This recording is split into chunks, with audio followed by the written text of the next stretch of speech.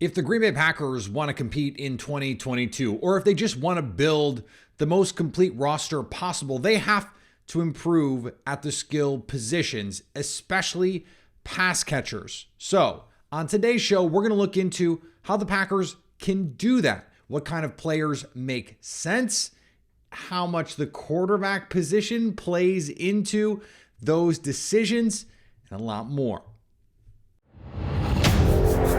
You are Locked On Packers, your daily Green Bay Packers podcast. Part of the Locked On Podcast Network, your team every day.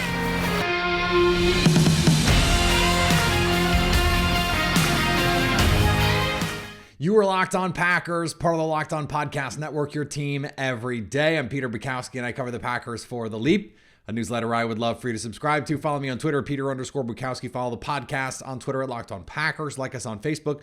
Subscribe to the podcast, iTunes, Spotify, Google Podcasts, wherever you find podcasts, you will find Locked On Packers, the #1 Packers podcast on the internet, and the show for fans who know what happened. They want to know why and how. Today's episode brought to you by Prize Picks, daily fantasy made easy. Use the promo code Locked On and you can get up to $100 on that first deposit with an instant 100% deposit bonus. We're going to talk receivers on the show today. And the reason is, we've talked about some of the lessons that we're learning from the playoffs and the need for playmakers and guys to attack the middle of the field. And I'm thinking about draft prospects. I'm watching these receivers. I've gotten through the guys that are expected to go in the top 50. I have some thoughts on that we'll get to a little bit later. But we're going to go through the actual draft prospects in detail as we get closer to the draft. It's January. I don't want to be talking about the draft in January, though I do want to hit on one specific draft-related topic in all of this. But there are trades potentially available to Green Bay, and I think we need to set up the strategy. We need to set up how the Packers can attack this position, what they need to add, what fits, how Christian Watson and Romeo Doubs can be foundational pieces moving forward. All of that has to play into it. Let's start with Aaron Rodgers versus Jordan Love, because I think there is a different set of parameters for potential additions if Aaron Rodgers is your quarterback. There just is, and there should be. So let's say Aaron Rodgers comes back. He is a Green Bay Packer. That has to inform the way that you attack this season, because I think it's reasonable to assume it's his last season, which means you have to go all in right now on this stuff without, you don't have to totally blow up your future. You're going to give away all your picks and blow up your future cap next year and whatever. Assess what you have to do with the salary, fix what you have to do with the contract. If Rodgers is coming back, it's presumably so that he can try and win one more championship and then retire or move on or whatever. He doesn't, I think, want to leave the Packers holding some crazy massive bag when he leaves. He still wants to get his bag. It's just a different kind of bag in this case. So that means if Aaron Rodgers is back, DeAndre Hopkins got to be a target. He is expected to be at least discussed in trades. Go get him. Go get him. And here's why. We've talked on this show about this idea of trying to get a bucket, the basketball metaphor. Christian Watson, all of the advanced metrics, the Pro Football Focus numbers, all that stuff, say he is in historic company when it comes to the kind of season he put together, the efficiency, the touchdowns, all of that stuff. He has the chance to be special, but he's just one player. And he is always going to be a guy who is most effective getting vertical. A AJ Green type player, a T.Y. Hilton type player. In terms of role, they are going to threaten teams down the field. And that's totally fine. That's great, in fact. Definitely do that. But on 3rd and 6, is he going to win you a slant to get the first down? Now, he might win you the 3rd and 6 to 8 monster play for the Packers for years was Jordy Nelson basically running a stop route or a back shoulder, because teams had to respect Jordy Nelson down the field, and then Rodgers could just throw it to his back shoulder, and it was just like stealing.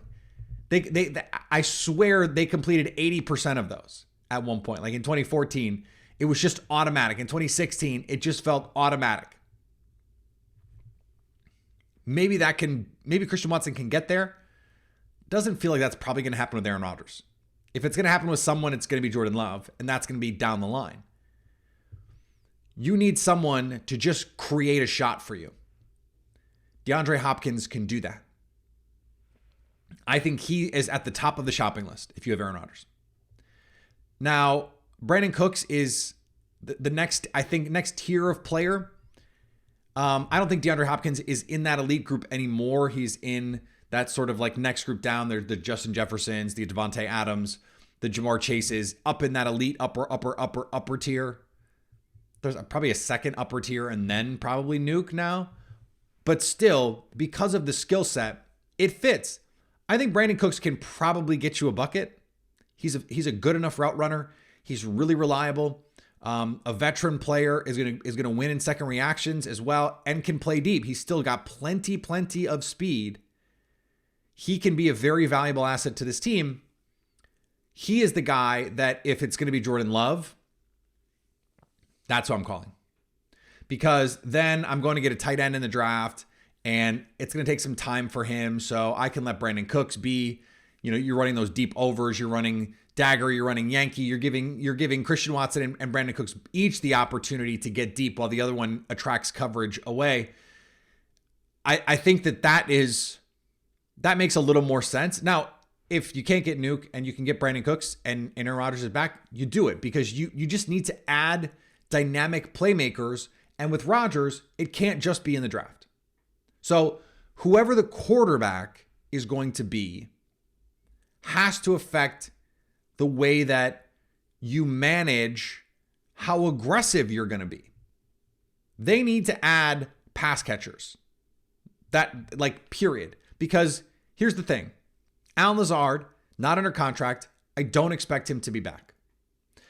Randall Cobb. If Aaron Rodgers is back, he'll probably be back on a no deal, a no money deal. And if Rodgers isn't back, he's not on the team. And even if he is on the team, they need someone else who can win. I think win quickly. Maybe that can be Romeo Doubs because he has the release game and the route running. But right now, he can be pressed a little too easily. Maybe you put him in the slot. I think there's some interesting things you could do with Doubs from the slot, just because you're going to keep defenders off of him a little bit more often. And he has that quick twitch to get in and out of breaks and run some of those choice routes and just get open on a slant or a little out route on a rollout or whatever it is. I think he can do that. Randall Cobb, even if he's on this team, is probably not going to have a big role in the offense. And so that leaves Christian Watson, Romeo Doubs, Samori Toure as the guys who are under contract for 2023. You just need bodies. And then you look at tight end, Josiah DeGuara. That's it. Maybe they'll bring Tyler Davis back. I don't think Tonyan is going to be back under any circumstances. Even if Aaron Rodgers is back, I don't think Tonyan comes back unless it's at the vet minimum. But even then, I wouldn't, because, and I don't think the Packers are. I think they've drawn some lines here. I think the reason that Aaron Rodgers has not decided he's coming back is because the Packers have drawn some lines in the sand. And they've said, look, Aaron, we want you back, but you can't bring your friends. It's holding the team back because Big Bob Tonyan is getting snaps and it needs to be someone else. Or Randall Cobb is getting snaps and it needs to be someone else.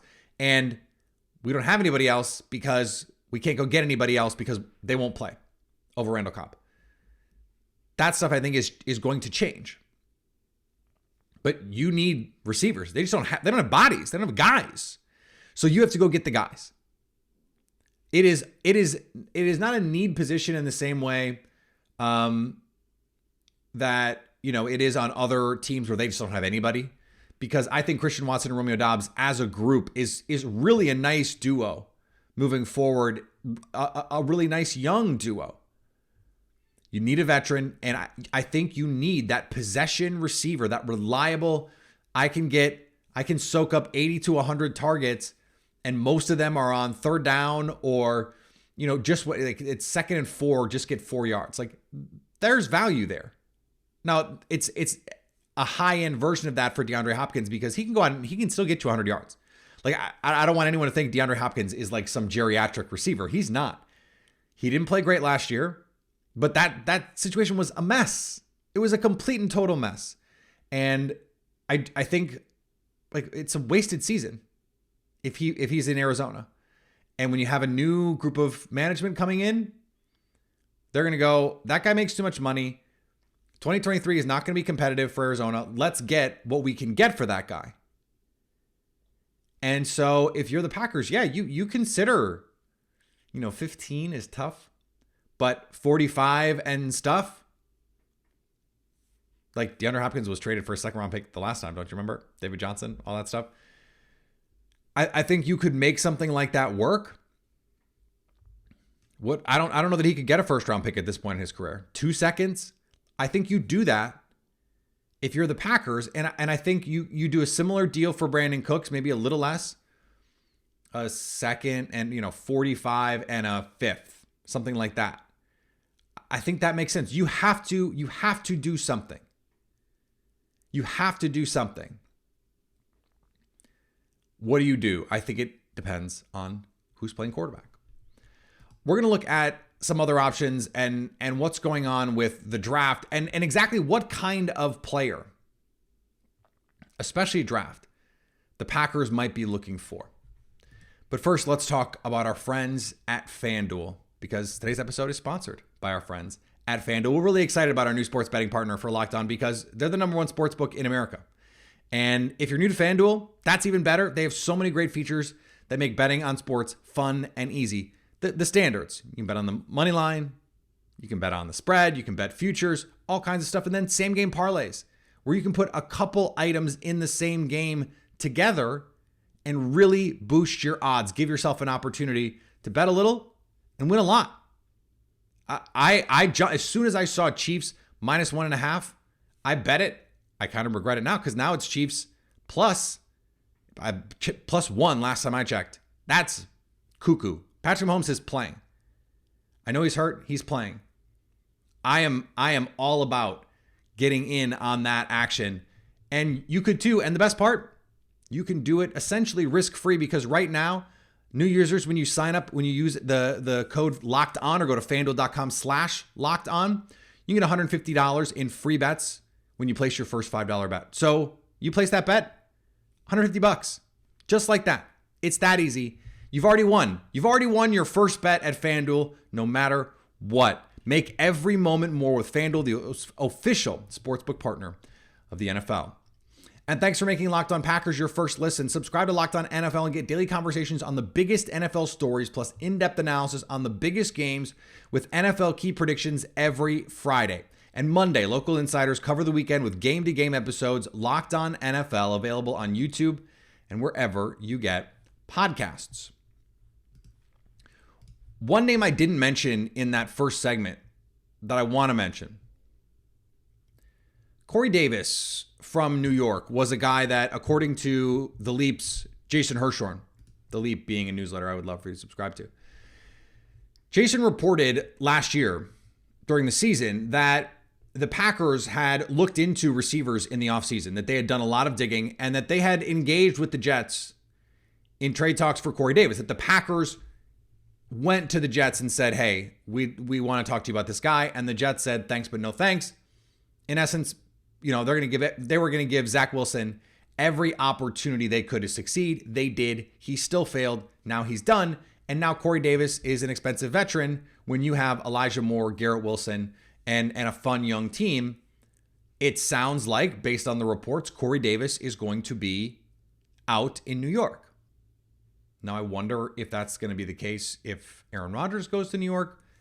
But that's exactly where I'm going with this, because what if you just do 13 and Corey Davis for Aaron Rodgers?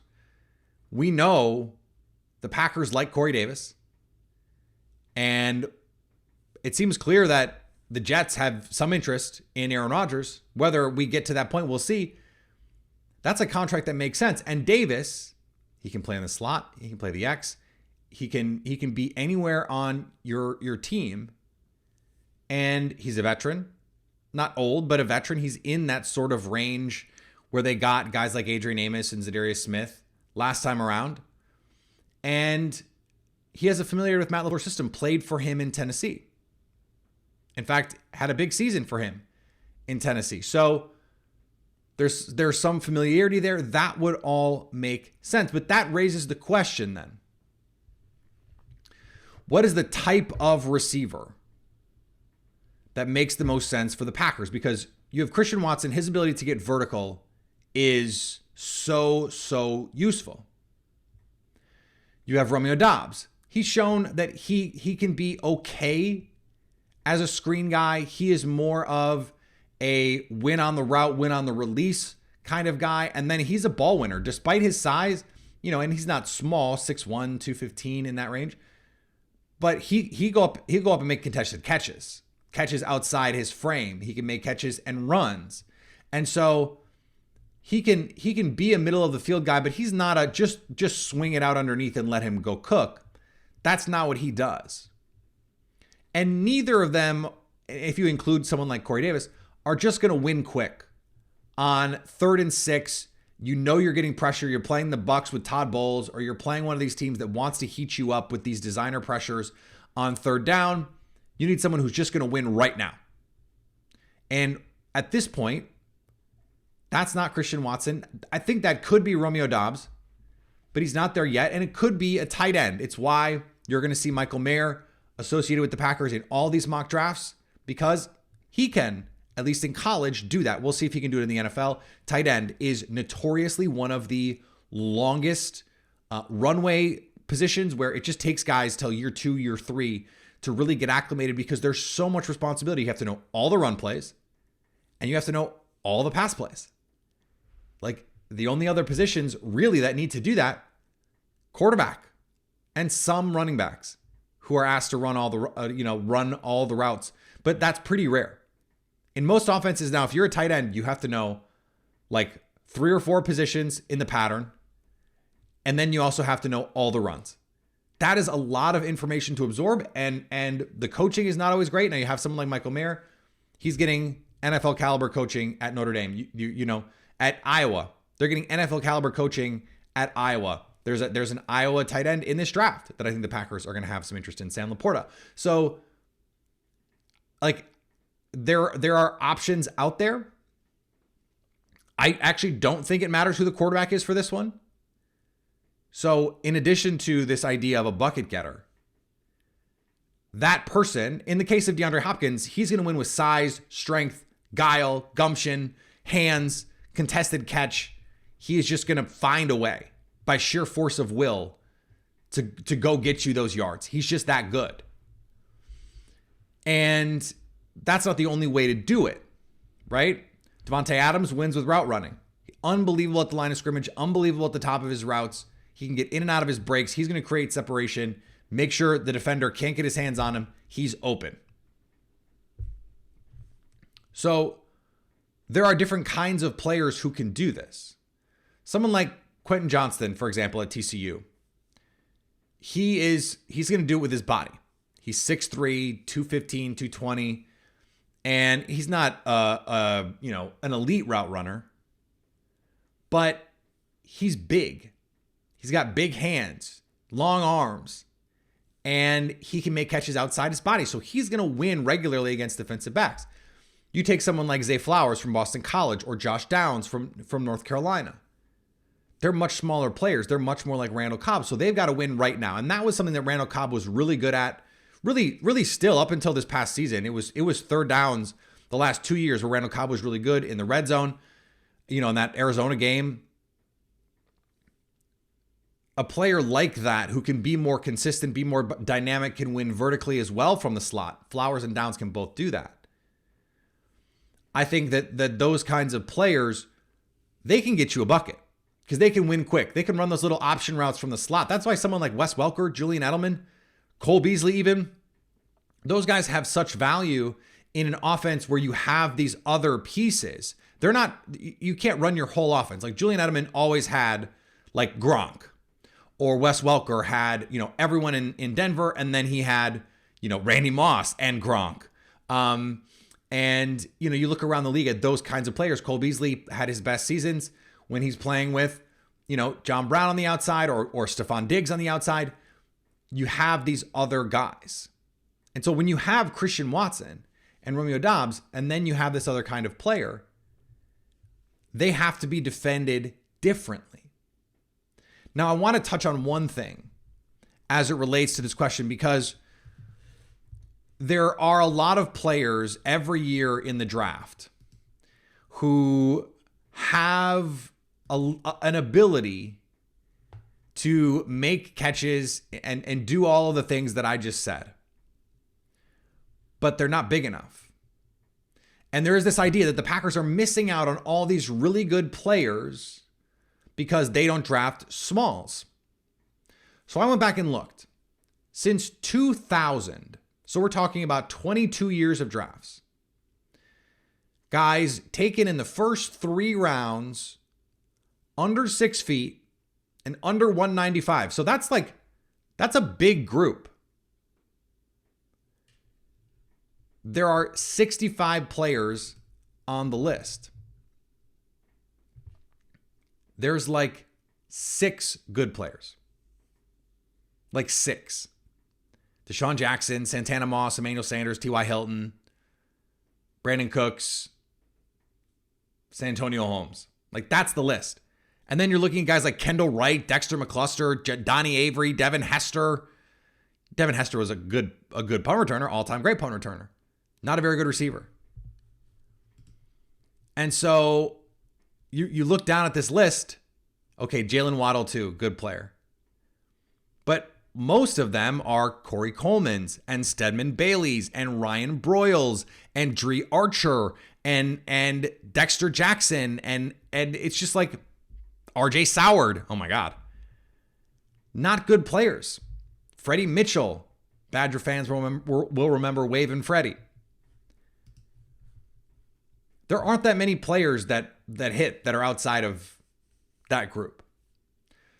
Now, that's not to say, look, Josh Downs can't be a good player, or Zay Flowers can't be a good player. I don't know how much Amari Rodgers. The Packers said they didn't take him into account as a receiver. They went outside their thresholds because they view him as a different kind of position, and they traded up to get him. Could they get one of these guys? Maybe.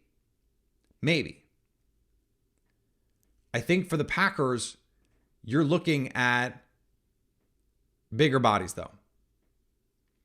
And what you want probably, rather than some, jitterbug slot type, is you would like someone who can make plays after the catch. But look, Deebo Samuel's not small. Deebo Samuel's built like a running back. He's 6 feet. He's 200 plus pounds. That's a big dude. A.J. Brown is 6'1", 6 foot, 220, 230. And he is an MFer after the catch. I don't know if that guy is in this draft. I'm just saying there are a lot of different ways that you can go about finding these kinds of players.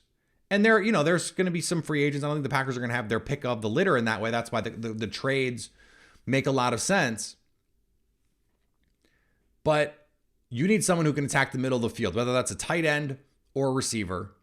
And you need someone who can both win quickly and win in critical moments. Now, I think you hope Christian Watson takes a step forward and becomes that.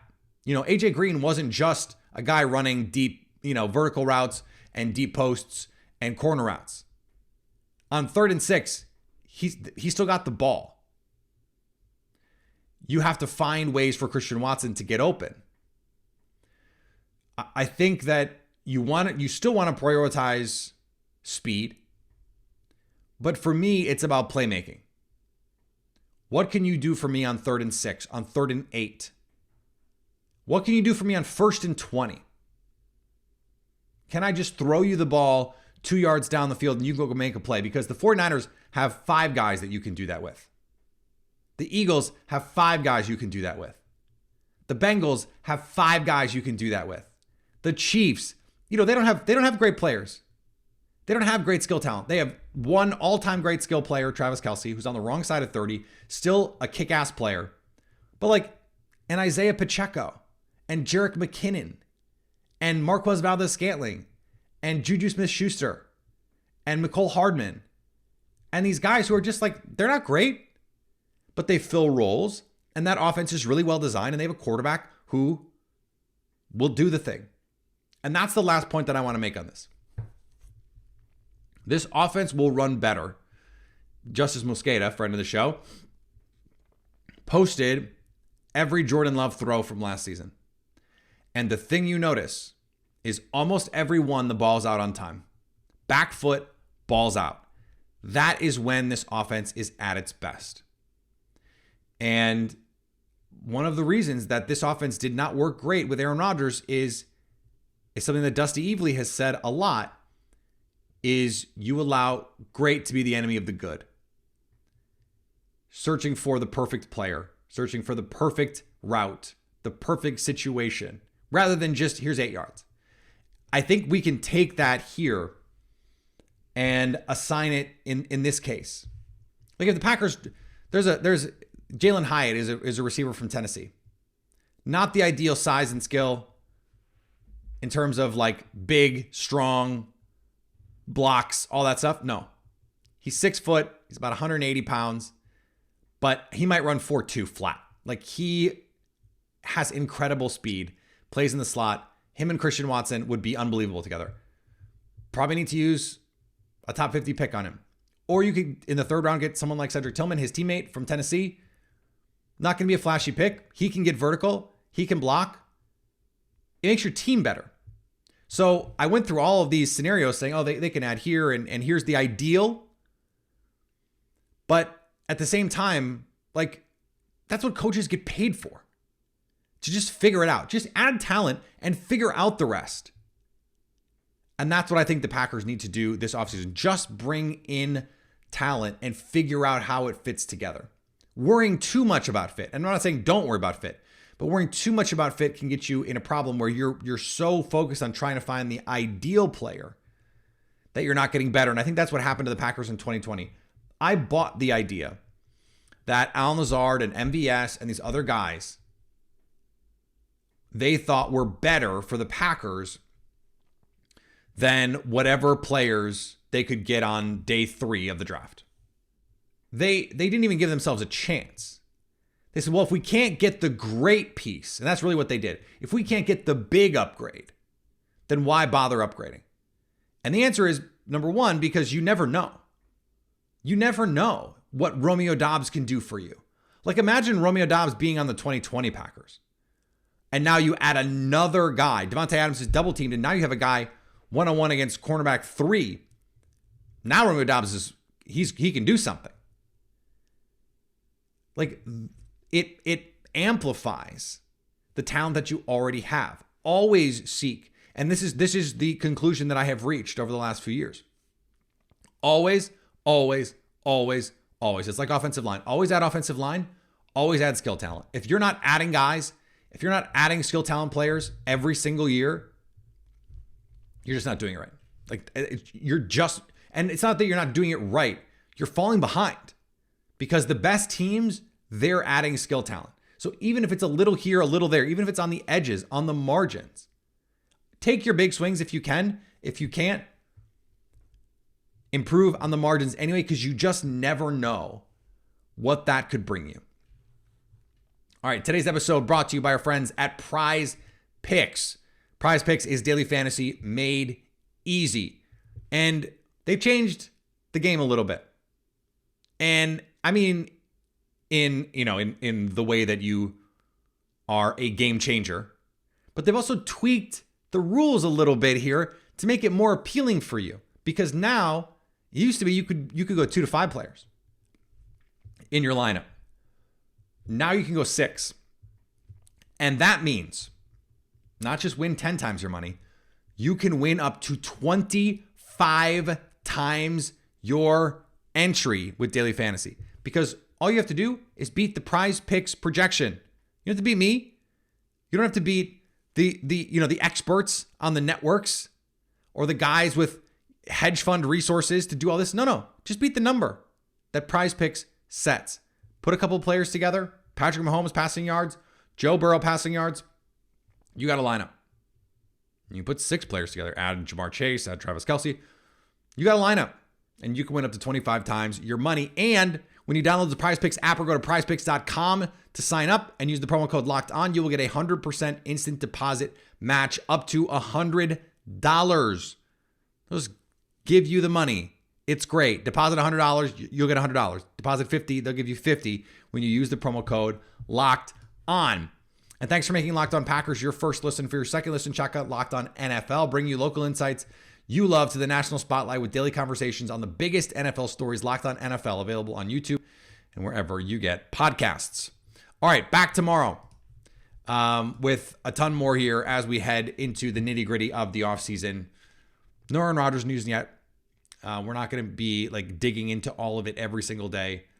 Although we did have to talk about it today because of this Corey Davis stuff, and it just fit. So we're gonna keep doing it. But if there's stuff you want me to talk about, I get DMs every day. Hey, can you talk about this on the show? Can you talk about this on the show? It's one of the reasons why we did yesterday. AFC teams. That was a question from a listener. My conversation with Wendell. That was a conversation that I had on Twitter. So you guys are always inspiring me, and that means hopefully that I'm giving you a show that you're asking for. So if you ever want a topic on the show, you want to do something, you want to try something, you want to hear about something, let me know. Follow me on Twitter. I check my DMs. You can hit them up.